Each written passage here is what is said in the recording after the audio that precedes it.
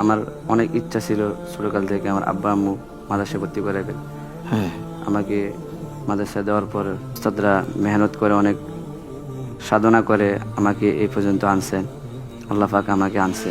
সুবহানাল্লাহ। তার মানে তুমি শুনে শুনে হিফজ করেছো না? জি। হ্যাঁ, তাহলে আমাদেরকে একটু তেলাওয়াত শোনাও।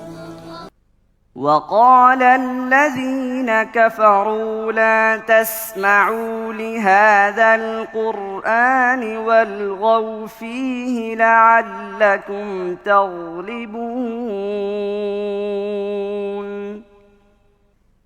فلنذيقن الذين كفروا عذابا شديدا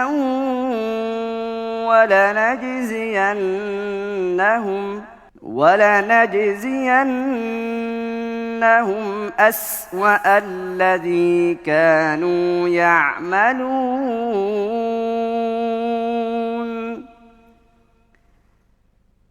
ذلك جزاء أعداء الله النار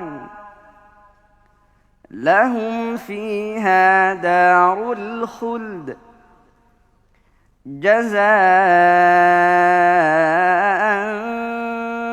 بما كانوا بآياتنا يجحدون মাশাআল্লাহ ভাইয়া। তাহলে এই ক্ষেত্রে, এই হিফজের ক্ষেত্রে তোমার সবচেয়ে বেশি কৃতজ্ঞতা কার প্রতি? সর্বপ্রথম আল্লাহর শুকরিয়া, হ্যাঁ, তারপরে উস্তাদের উপরে কৃতজ্ঞতা প্রকাশ করি। তাই না?